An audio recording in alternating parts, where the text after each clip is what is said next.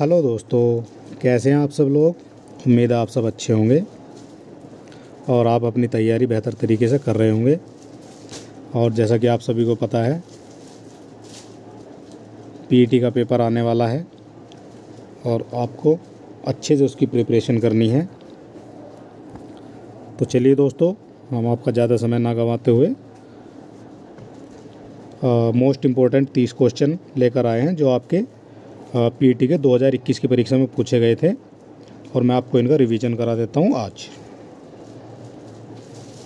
ठीक है दोस्तों, और आपको पता है किसी भी परीक्षा के लिए प्रीवियस ईयर कितना महत्वपूर्ण होता है, तो आपको आइडिया हो जाएगा कि किस तरह के जो क्वेश्चन हैं आपसे पूछे जाते हैं। ठीक है दोस्तों, तो इन प्रश्नों को देखना आपके लिए बहुत ज़रूरी है। आपको आइडिया हो जाएगा और आपको पता चल जाएगा कि किस तरह के क्वेश्चन आते हैं और पीईटी परीक्षा में पूछे जाते हैं।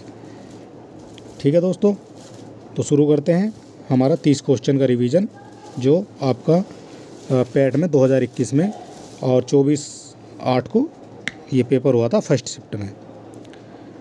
ठीक है दोस्तों, तो शुरू कर लेते हैं हमारा आज का पहले क्वेश्चन से। और अगर आप चैनल पर नए हैं तो आप हमारे चैनल को सब्सक्राइब अवश्य करें। ठीक है दोस्तों, हमारा आज का पहला क्वेश्चन हो जाएगा। पहला क्वेश्चन है, भारत में शासन करने वाले दिए गए शासकों का काल क्रमानुसार सही क्रम क्या है। तो अगर आप आंसर जानते हैं दोस्तों तो आप हमें बता सकते हैं और कमेंट में आप अपना आंसर कर सकते हैं। ठीक है दोस्तों, तो बताइए दोस्तों, जो काल क्रमानुसार शेरशाह सूरी पहले आए थे या अकबर पहले आए थे या अलाउद्दीन खिलजी थे, इल्तुतमिश थे, तो कौन सा इसमें सही आंसर हो जाएगा। तो हम बात कर लेते हैं पहले क्वेश्चन की। तो सबसे पहले बात करते हैं हम इल्तुतमिश की। तो इल्तुतमिश जो है ये आए थे आपके 1200, जो इल्तुतमिश हैं ये आपके आए थे 1211 ईस्वी के आसपास। इसके बाद आपके आ जाते हैं अलाउद्दीन खिलजी। तो अलाउद्दीन खिलजी कब आए थे आपके, अलाउद्दीन खिलजी आए थे इल्तुतमिश के बाद, यानी कि 1296 के आसपास। इसके बाद बात कर लेते हैं हम शेरशाह सूरी की। तो शेरशाह सूरी कब आए थे, तो शेरशाह सूरी आए थे आपके लगभग 1500 के आसपास, 1500 ईस्वी के आसपास। ठीक है दोस्तों, और आखिर में आपके बचते हैं अकबर, जो 1556 से और 1605 तक रहे थे। तो ये आपके रहे थे 1556 से और 1605 तक। और आपको ये भी पता होगा कि 1605 में फिर कौन आ गए थे, तो 1605 के बाद इनके जो लड़के थे, जो पुत्र थे, वो थे जहांगीर। तो ये जहांगीर जो है 1605 के बाद आ गए थे। तो ठीक है दोस्तों, तो सबसे पहले हमारा 4 नंबर हो जाएगा। तो 4 हमारा किस किस में है, तो हम एलिमिनेट कर लेते हैं। 4 इसमें नहीं है, 4 हमारा इसमें नहीं है, 4 हमारा इसमें है और इसमें है, पहले में और दूसरे में। तो आपका आंसर हो जाएगा बी, 4 3 4 3 1 2। ठीक है दोस्तों, ये आपका आंसर हो जाएगा। चलिए दोस्तों, हमारा सेकंड क्वेश्चन ले लेते हैं। हमारा आज का दूसरा क्वेश्चन है, निम्न में से कौन से संत शिवाजी के समकालीन थे। ठीक है दोस्तों, इस तरह के प्रश्न आपसे पूछे जाते हैं पीटी की परीक्षा में। तो आपको आइडिया हो जाएगा, आप किसी भी प्लेटफॉर्म से तैयारी कर रहे हैं तो आप इस तरह के क्वेश्चन को ज़्यादा करें, इस तरह के क्वेश्चन की आप प्रैक्टिस करते रहें। ठीक है दोस्तों, तो इसका आंसर हो जाएगा तुकाराम।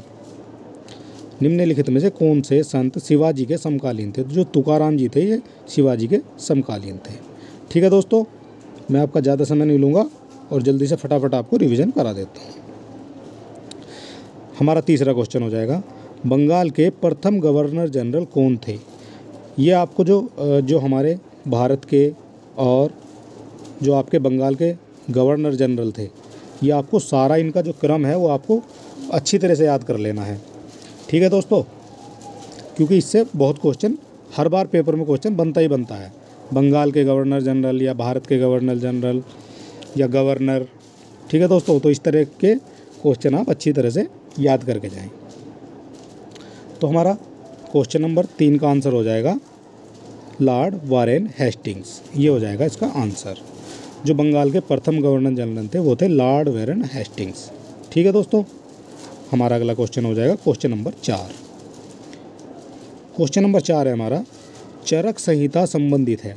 तो चरक संहिता किससे संबंधित है बताइए दोस्तों। पॉलिटी से संबंधित है, मेडिसिन से संबंधित है, मैथमेटिक्स से या आर्किटेक्चर से संबंधित है। तो चरक संहिता आपकी हो जाएगी मेडिसिन से, यानी कि चिकित्सा से संबंधित हो जाएगी आपकी चरक संहिता। ठीक है दोस्तों।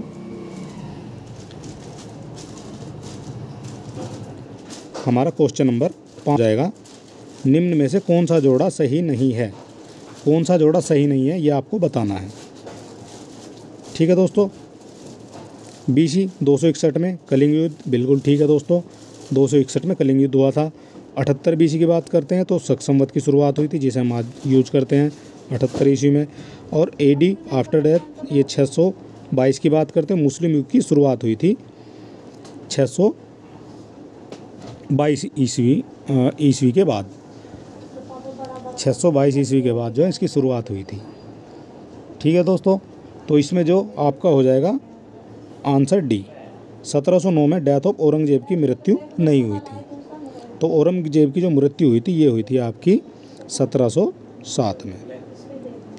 ठीक है दोस्तों, 1707 में इसकी मृत्यु हुई थी। चलिए दोस्तों, हमारा क्वेश्चन नंबर 6 देख लेते हैं। क्वेश्चन नंबर 6 हमारा, इनमें से किसे भारत के ग्रैंड ओल्ड मैन के नाम से जाना जाता है। तो बताइए दोस्तों, दादा भाई नौरोजी, WC बनर्जी, फिरोज शाह मेहता या सुरेंद्र नाथ बनर्जी। तो किसको जाना जाता है भारत के ग्रैंड ओल्ड मैन के नाम से। तो ये आंसर हो जाएगा ए, दादा भाई नौरोजी को ग्रैंड ओल्ड मैन के नाम से जाना जाता है। बे भैया चुपना। तो ठीक है दोस्तों, क्वेश्चन नंबर 6 का आंसर हो जाएगा दादा भाई नौरोजी। हमारा अगला क्वेश्चन हो जाएगा क्वेश्चन नंबर 7। क्वेश्चन नंबर 7 है हमारा, सन 1915-16 में किसके नेतृत्व में 2 होम रूल लीग की स्थापना हुई थी। तो बताइए दोस्तों, किसके नेतृत्व में होम रूल लीग शुरू हुई थी। एनी बेसेंट, लोकमान्य तिलक और लाला लाजपत राय के, तिलक और विपिन चंद्रपाल के, तिलक और अरविंद घोष के। तो आंसर हो जाएगा ए, एनी बेसेंट और लोकमान्य तिलक के नेतृत्व में शुरू हुई थी। क्वेश्चन नंबर 8 देख लेते हैं दोस्तों। क्वेश्चन नंबर 8 है हमारा, निम्न का मिलान कीजिए। ब्रह्म समाज, रामकृष्ण मिशन, आर्य समाज और सत्यशोधक समाज। तो बताइए दोस्तों, इनके संस्थापक आपको बताने हैं। तो ब्रह्म समाज के संस्थापक थे राजा राम मोहन राय। तो ए का 3 हो जाएगा। और आपका रामकृष्ण मिशन की स्थापना स्वामी विवेकानंद ने, रामकृष्ण मिशन की स्थापना स्वामी विवेकानंद जी का हो जाएगा।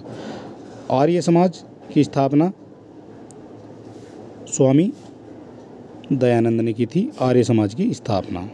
और आपका सत्यशोधक की समाज की स्थापना की थी ज्योतिबा राय फूले ने। ठीक है दोस्तों। तो हमारा ए का 3, बी का 1, ए का 3 ये हो जाएगा हमारा ए का 3, आंसर हो जाएगा सी। क्वेश्चन नंबर 9 देख लेते हैं। क्वेश्चन नंबर 9, करो या मरो का नारा किसने दिया था। तो बताइए दोस्तों, सरदार पटेल ने दिया था, जवाहरलाल नेहरू ने दिया था, सुभाष चंद्र बोस ने या महात्मा गांधी जी ने दिया था। तो किसने दिया था बताइए दोस्तों, करो या मरो का नारा।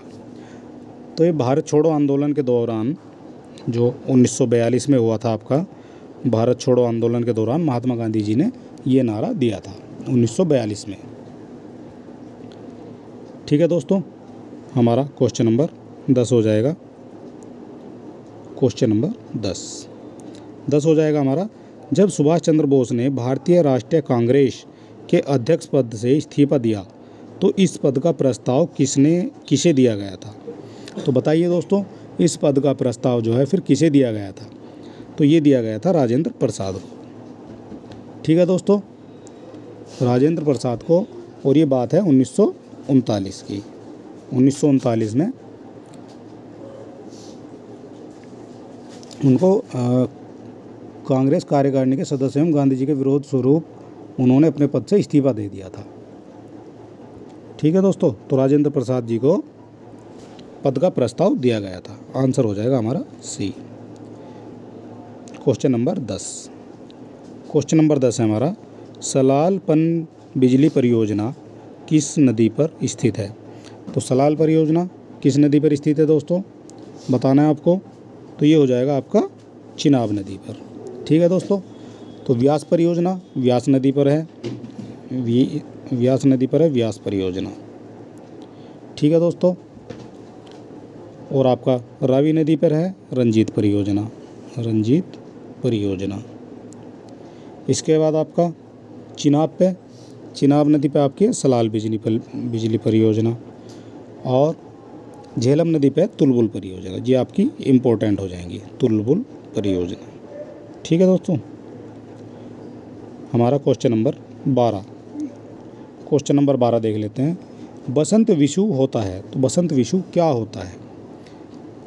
बसंत विषु 21 मार्च को होता है, 18 जून को होता है, 23 सितंबर को या 22 दिसंबर को होता है बसंत विषु। तो बसंत विषु दोस्तों ये 21 मार्च को होता है, और 21 मार्च को सूर्य जो है भूमध्य रेखा पर लंबवत चमकता है। जिस तरह से हमारी ये पृथ्वी होती है, तो भूमध्य रेखा ये होती है, और इस पे जो सूरज है बिल्कुल लंबवत चमकता है। तो ये 21 मार्च के बाद होता है, और सूरज जो है उत्तरी गोलार्ध में चला जाता है। ठीक है दोस्तों, इस तरह से आपको याद रखना है। Question number 13। राजस्थान में खेतड़ी परियोजना किसके उत्पादन के लिए प्रसिद्ध है? तो खेतड़ी परियोजना राजस्थान की बहुत इंपॉर्टेंट परियोजना है दोस्तों, बार बार क्वेश्चन में पेपर में पूछी जाती है।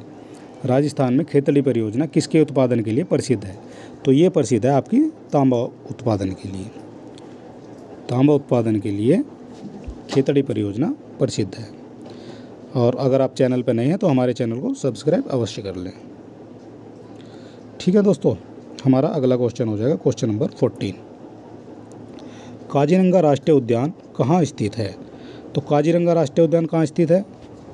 अगर आप जानते हैं दोस्तों तो कमेंट बॉक्स में आंसर कर सकते हैं और अपनी तैयारी को परख सकते हैं। काजीरंगा राष्ट्रीय उद्यान ये आपका हो जाएगा असम में। ठीक है दोस्तों, और मध्य प्रदेश में आपका कान्हा नेशनल पार्क। असम में आपका काजीरंगा हो गया, ये हो गया असम में। पश्चिम बंगाल में आपका हो जाएगा बहुत इम्पोर्टेंट जो है सुंदरवन अभयारण्य, सुंदरवन नेशनल पार्क। और आपका केरल में हो जाएगा आपका पेरियार, ये भी आपके लिए बहुत इम्पोर्टेंट है। पेरियार नेशनल पार्क ये आपके लिए इम्पोर्टेंट है। ठीक है दोस्तों, ये भी आपको याद कर लेना है। Question number 15। निम्नलिखित में से कौन सी हिमालयी नदी तंत्र की नदियां हैं? कावेरी है, गंगा है, ब्रह्मपुत्र है या गोदावरी है? बताइए दोस्तों, कौन सी इनमें हिमालय नदी तंत्र की जो है नदियां हैं? तो आप अगर भारत की बात करते हैं तो कावेरी आपकी जो है प्रायद्वीप की जो है दक्षिण प्रायद्वीप की नदी है, और आपकी ब्रह्मपुत्र जो है ये आपकी अरुणाचल प्रदेश से भारत में एंटर करती है। ठीक है दोस्तों, तो एक तो आपकी ब्रह्मपुत्र हो जाएगी, और इसमें अगर आपकी हिमालय की बात करते हैं, और एक आपकी गंगा हो जाएगी। बाकी आपकी गोदावरी जो है ये भी आपकी दक्षिण प्रायद्वीप भारत में मिलती है। तो आपकी केवल अगर हिमालय की बात करते हैं तो ये दो नदी आपकी हिमालय प्रायद्वीप की नदी हो जाएगी, हिमालय नदी तंत्र की नदी हो जाएंगी। तो इसमें आंसर हो जाएगा आपका ब्रह्मपुत्र और गंगा, यानी कि 2 और 3। तो 2 और 3 आपका आ रहा है बी में, तो आंसर हो जाएगा बी। क्वेश्चन नंबर 16 देख लेते हैं। बैंक दर का क्या अर्थ है? तो बैंक दर का अर्थ आपको बताना है दोस्तों। बैंक दर का अर्थ क्या होता है? तो बैंक दर का अर्थ होता है देश के केंद्रीय बैंक द्वारा ली जाने वाली आधिकारिक जो ब्याज दर होती है उसको आपकी जो है उसको आपकी बैंक दर कहा जाता है। ठीक है दोस्तों, ये हो जाएगा आंसर डी। क्वेश्चन नंबर 17 का आंसर देख लेते हैं। यदि आरबीआई नगद कोषानुपात को घटा दे तो साख सृजन पर क्या असर पड़ेगा? तो बताइए दोस्तों, साख सृजन पर क्या असर पड़ेगा? कोई असर नहीं होगा, ये आपकी घट जाएगी साख सृजन, या बढ़ जाएगी, या इनमें से कोई नहीं। तो आपको आंसर बताना है दोस्तों इसका। इस तरह के क्वेश्चन आपके पीटी में पूछे जाएंगे। तो इसका आंसर हो जाएगा सी। ये जो है साख सृजन जो है ये बढ़ जाएगी।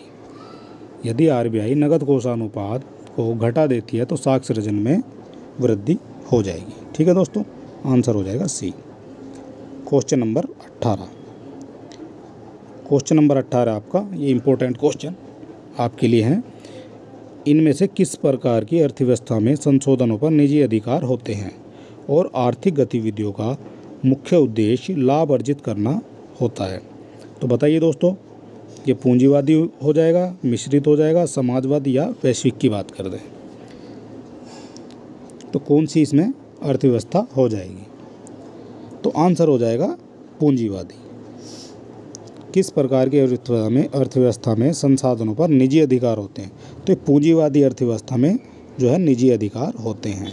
और मिश्रित जो भारत की जो अर्थव्यवस्था है मिश्रित अर्थव्यवस्था, यानी यहाँ पर सरकार की भी चलती है और निजी अर्थव्यवस्था भी होती है। ठीक है दोस्तों, और समाजवादी होती है, समाजवादी हमारे यहाँ नहीं होती है। तो आंसर हो जाएगा इसका ए, पूंजीवादी अर्थव्यवस्था। Question number 19। 100 रुपये का नोट किसके द्वारा हस्ताक्षरित किया जाता है? तो बताइए दोस्तों, आरबीआई गवर्नर 100 रुपये के नोट को हस्ताक्षरित करता है, भारत का राष्ट्रपति करता है, वित्त मंत्री करता है या वित्त सचिव करता है? तो कौन करता है दोस्तों? तो 100 रुपये के नोट को हस्ताक्षरित करेगा आरबीआई का गवर्नर। ठीक है दोस्तों,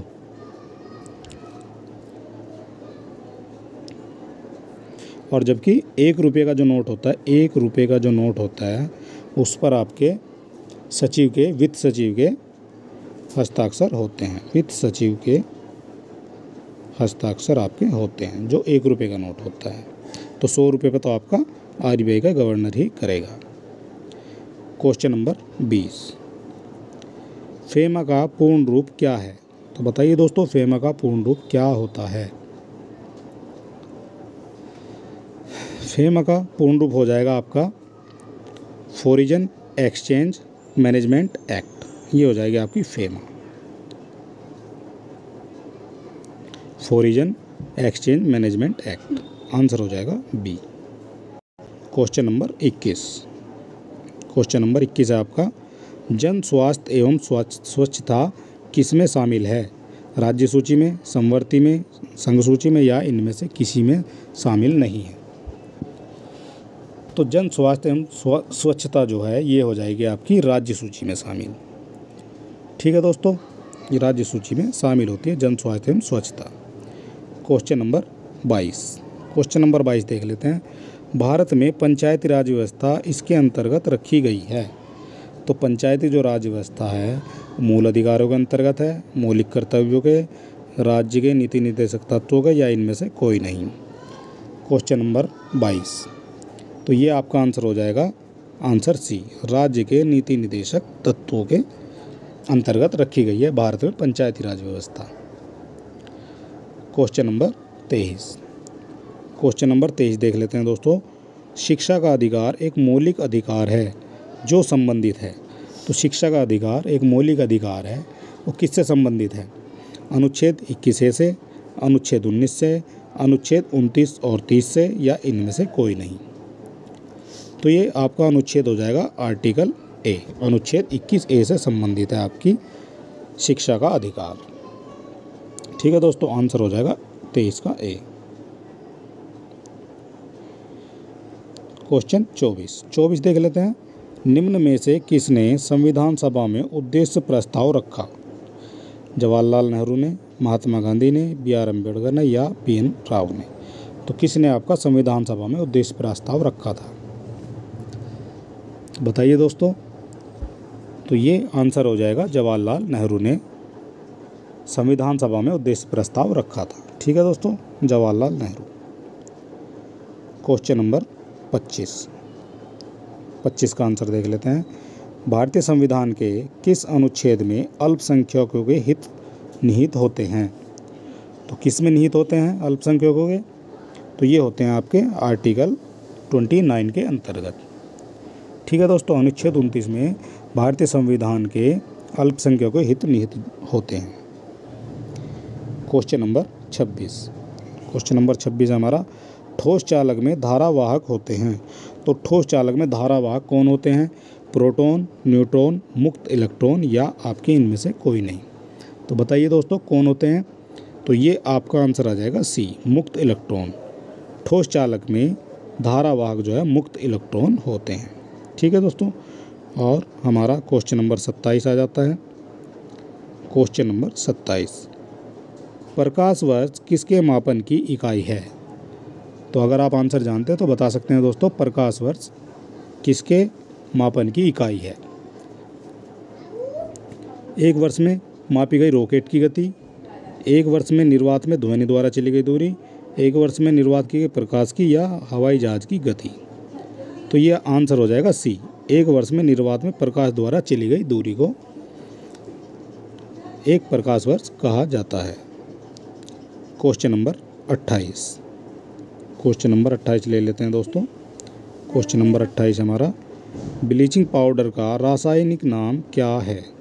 तो ब्लीचिंग पाउडर का रासायनिक नाम आपको बताना है दोस्तों, क्या होता है। तो ब्लीचिंग पाउडर का रासायनिक नाम हो जाएगा आपका कैल्शियम ऑक्सीक्लोराइड, CaOCl2। ये हो जाएगा आपका ब्लीचिंग पाउडर का रासायनिक नाम। ठीक है दोस्तों, इसके बाद आपका आ जाता है 29। क्वेश्चन नंबर 29 देख लेते हैं।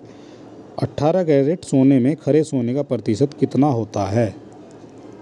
60%, 80%, 75% या फिर 100%।